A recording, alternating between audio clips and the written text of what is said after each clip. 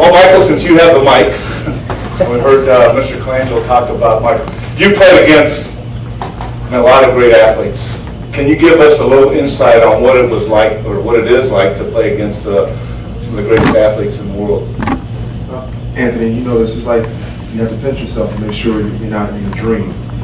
All my life, my goal was to play in the NBA, play college basketball, play varsity in high school, and all those dreams were able to come to pass. And so, quite often I had to pinch myself to make sure it was a real. And it was an incredible experience, being able to get to the heights of the Olympic team, represent your country, going to the All-Star game, doing those wonderful things.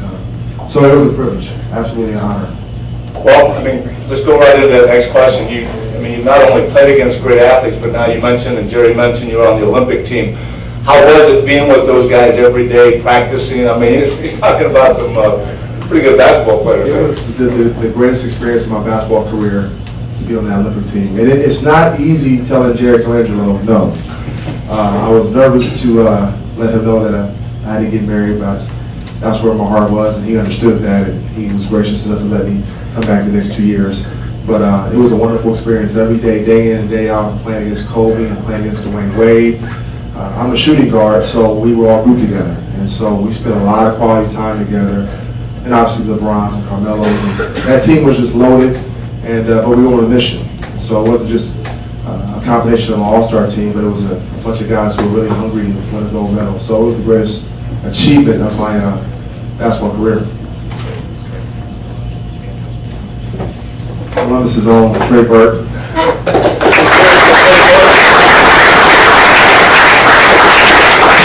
Since you mentioned you were a shooting guard, and Aaron to your left there can shoot the ball. Of course, Aaron, you hit the game winner against Iowa State to send Ohio State to the Sweet 16.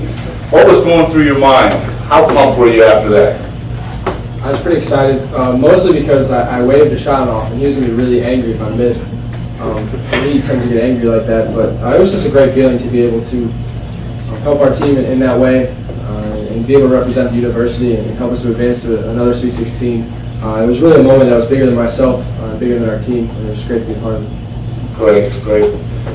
You know, we had Trey just walk up. You'd have to understand, other than Alethea. We have Big Ten guys here, and I'm a Pac-10 guy, but we do have something in common, at least with the two guys from Ohio State. My daughter played basketball at Ohio State, so we have a little tie there. So I'm a little bit of that. I've been in Ohio for quite a few years. So Alethea, you played. We're honoring Sue Ramsey tonight in the Hall of Fame. You played 4 years for Ashland College. Can you share a highlight or two? Oh goodness, it's kind of hard to sum that up. Playing for Coach Ramsey was a true honor and privilege. As you'll see tonight when she speaks, she's just an amazing woman. She was huge for me spiritually. I'll get to share a little bit of that tonight as well. But she just genuinely cares for her athletes, and that's something that I really admire about Coach, and the fact that she's just unashamed in her faith as well. So those are two things that really stuck out to me, and some highlights of getting to play for someone like that. Sometimes you're the coach who will say one thing and do another, but Coach Ramsey isn't like that. She shows you who she is right from the bat, and she's like that throughout her entire career and after. I still have a great relationship with Coach Ramsey. Great. This question is for both Aaron and Trey. We don't only hear about the Big Ten being the best conference in the country. It's obvious that it is. Can both of you kind of give us an example of what it's like? Every game that you're in conference play, it's amazing. Can you share a little bit with us? In my opinion, it's definitely the toughest conference. Well, last year was definitely the toughest conference, and I'm sure it will be probably one of, if not the toughest conference this upcoming year. And night in and night out, really night in and night out, you have to bring your A game. You have to play with 100% effort. You could be beat by anyone. We went into Penn State, and that was a team that hadn't won the game in the Big Ten. We lost. It just goes to show how tough the conference was.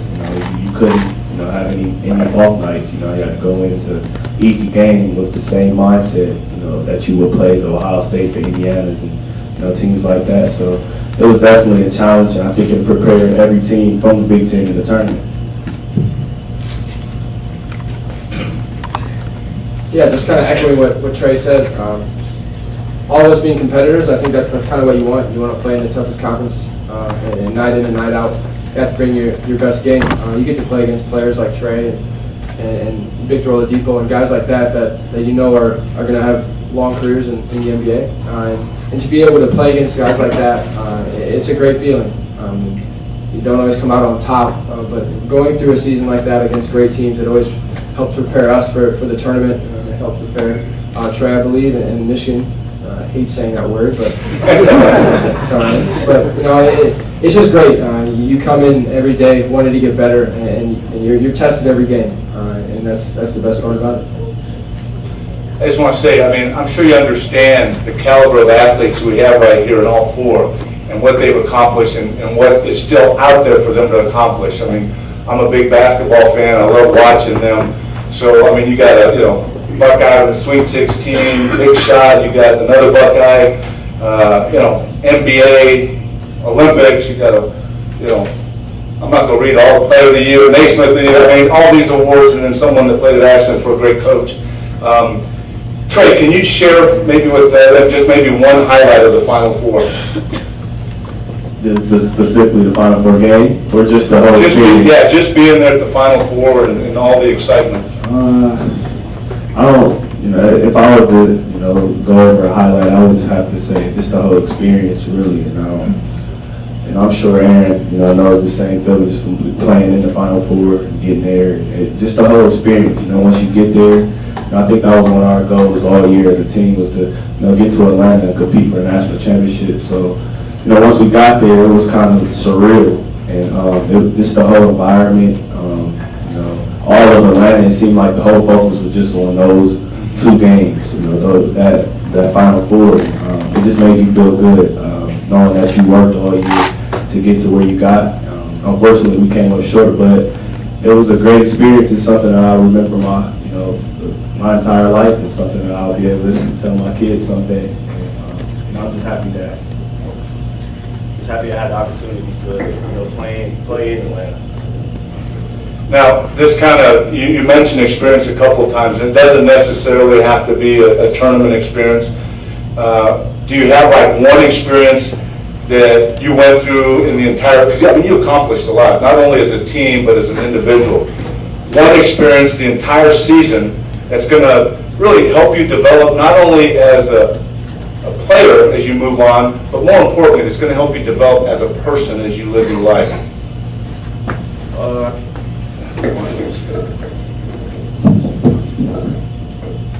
I think I would just have to say it's kind of weird, but I think I mentioned earlier. I think the loss to Penn State. I think you would expect me to say a win, but I think that allowed us all to have look at the game in a different perspective.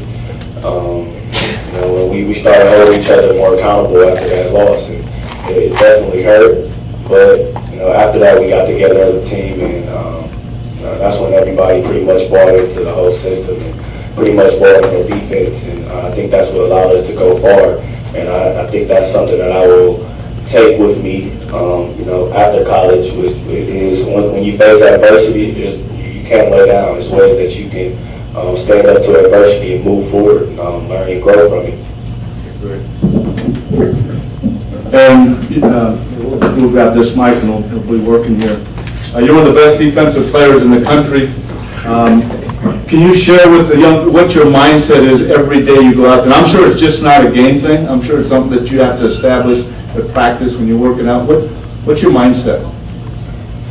Mindset coming out every game, every practice is the defensive side is 100% on me. If I am not playing well or I'm not where I'm supposed to be, then that's on me. It's a very mental side of the game. Offensively, there are going to be days where I miss shots, I turn the ball over, make mistakes, but on the defensive end, that's something that I know that I can come in and do every day, every game, and be that consistent factor for the team. And whatever I can do on that end of the floor to help our team be successful, that's what I want to do, and that's what I try to do.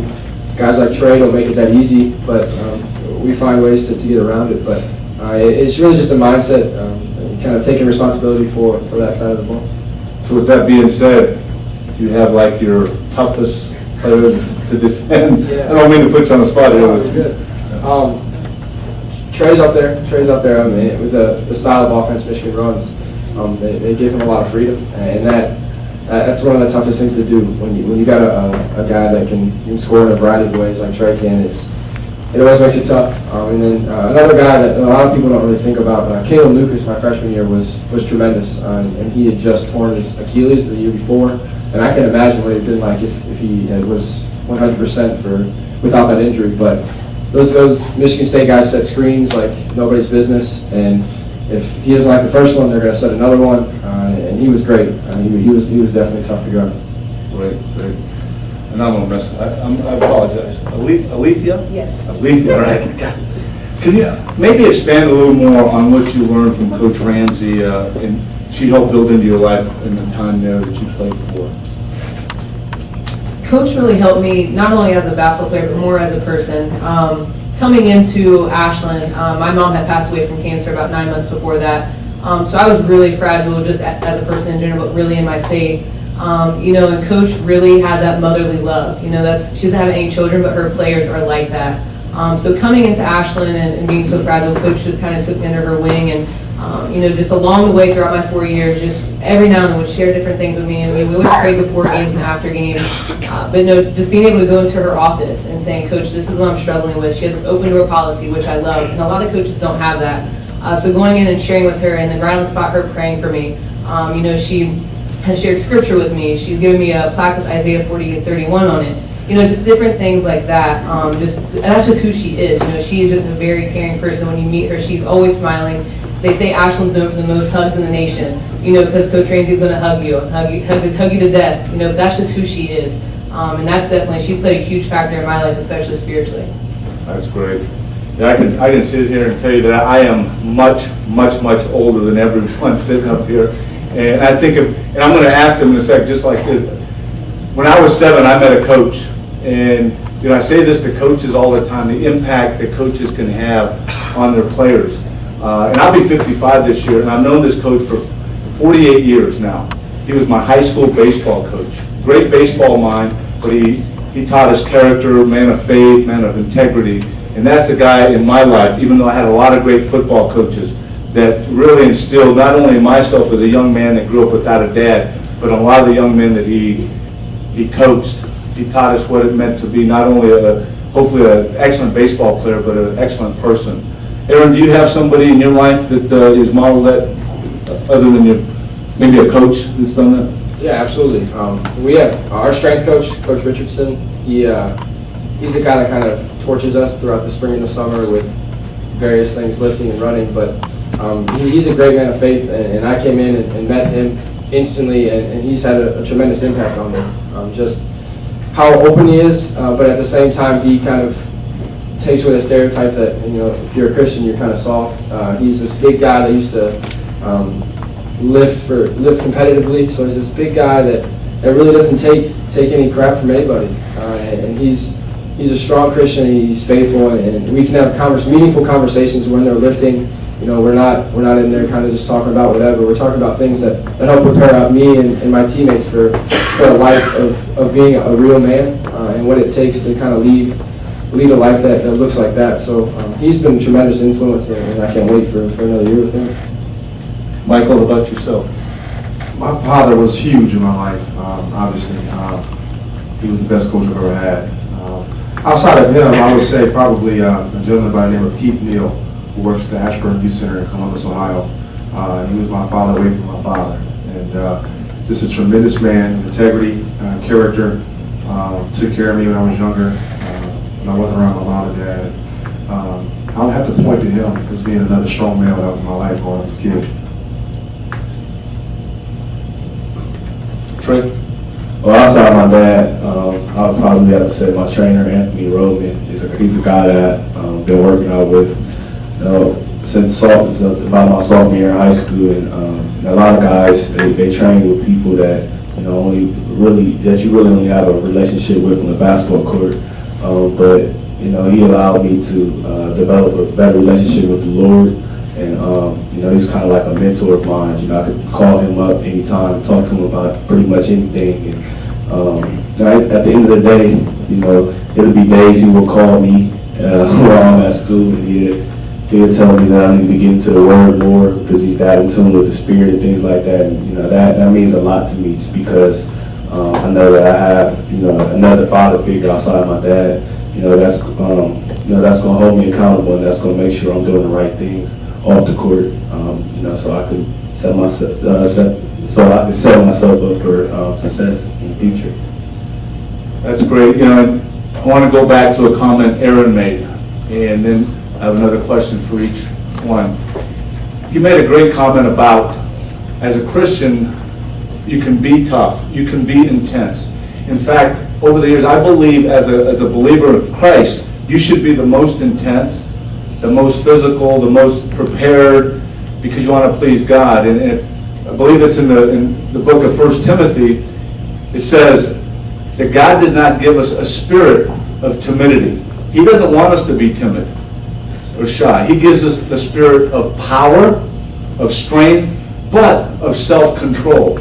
So he wants us to be strong. He wants us to be, you know, out there and get after it, like Aaron was talking about. I mean, tenacious defense, offense. When you're playing offense, he wants you to do it all. He doesn't want you to go out there half-heartedly. So that's pretty cool to hear you talk about that. You know, I played basketball in high school, but, you know, as an NFL football player, that's something that I hung on to, is that God didn't want me to go out there and be passive. The game, even basketball, I mean, we talk about the Big Ten, it's made to be played physical. And football, for me, was to physically dominate a person within the rules of the game, and that's what God wants from them.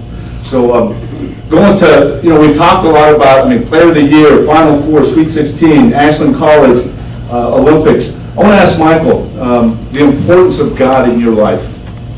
It's everything. It's everything. For me, I grew up in a pastor's home, and I had no choice but to go to church. I was getting pulled by my ear whether I wanted to go or not. And as I began to get older, I began to value what that really meant. And then I began to grow up and have my own personal relationship with Jesus Christ. So he makes everything possible. I mean, the Olympics were great. Being in the NBA is great. But the greatest day in my life was when I gave my life to Christ for real. It changed my life forever. And has everything been easy along the road? No. Has everything been smooth? No. But I've had a peace, and my faith has anchored me through many storms and trials in life. And so the greatest decision that you will ever make in your life is giving your life to Christ. Nothing else really matters except for your life and the personal walk with Jesus. Great. Thanks, Michael. This question is for Trey. I mean, you know, people, a lot of times I think see Christians as people that have been struggling and down in the dumps, and all of a sudden and that happens sometimes. But, you know, you read through your resume, 2013 Big Ten Player of the Year, 2013 National Player of the Year, the Bob Cousy Award. I don't think you're a little young, Bob Cousy, great Boston Celtic player, old guys like me, first team All-American. What allowed you not, I mean, Eagle can set in, all these awards, what helped you keep, stay grounded? Just basically remember where I come from, and knowing, you know, who's in control of all of this. You know, like Mike said, and I know that I wouldn't have been able to do this without Christ. And I know He works in wonders. You know, that's bottom line. You know, a lot of people ask me, you know, why are you so humble and things like that. And I think it's just that, you know, with Him being my Savior, I think that's, you know, just a quality that I know that I must keep, you know, along my road. You know, however famous I get or however big I get, I know that that's something that I will always have to keep, is just staying humble and just continuing to work hard, knowing who's in control of all of this, because it can be taken away at any given moment. So I think that's the biggest thing. Pretty much that's it, really. Right. Aaron, you know, I'm sitting up here asking you questions about defense, and the first thing that comes to my mind is the movie Hoosiers. You know, where the coach wants you to tell me what kind of gum he's chewing. You know, you're so close to him. And you mentioned, you know, being tough and getting after it during the game. I mean, in the middle of a battle, maybe one or two things that help you as you're in the middle of a battle, you're having to play defense, you're having to hit that big shot. Do you have maybe some focus points or something that helps you really, in the midst of the battle, to keep your eyes on Jesus during the game? Yeah, actually, I came in as a freshman, and Coach Mo was standing in the back. You can look at him, and he's the one. Yep, he's right there. He's the one that just turned around. He kind of put it in my mind. We were kind of trying to figure out a way to keep it Christ-centered while you're playing, and keep everything kind of under control. But I actually have a cross that I put on the toe of the end of my shoe, on both my shoes. They hand them out. One of the first things I do, and anytime I'm shooting a free throw or there's a break, I can look down and really kind of puts everything back in perspective. It clears your head, and whatever's going on, it helps you understand that there's something bigger out there, bigger than any game that I can play in, and it just calms me and puts me in a position to really play freely and not worry about missing a shot, not worrying about messing up. I can just kind of play free and play for God, and that really kind of continuously throughout the game can put me in the right place and in the right time. It's amazing that Aaron mentions that. I just got to share a story. There's been one two-time Heisman Trophy winner, and he's an Ohio State Buckeye, Archie Griffin. My rookie year, Archie was with the Bengals, and my wife and I came to Cincinnati, young Christians, followers of Christ, and I was trying to, number one pick. I wanted to be focused, play for Christ. I'll never forget getting in my first huddle with the Cincinnati Bengals, and especially in the summer camp, more humid back here than it is in Southern California, and I bend over and I look down, and Archie Griffin has a cross on each one of his football shoes. And man, was that, so when you mentioned that's a great way, young people, to really keep your focus during the intense battle of an athletic performance, is to really understand what you're playing for and who you're playing for. So I appreciate you sharing that. And I had to share that because right when you said that, I thought about Archie Griffin and what a great example he was to a young guy coming into the NFL back a lot of years ago.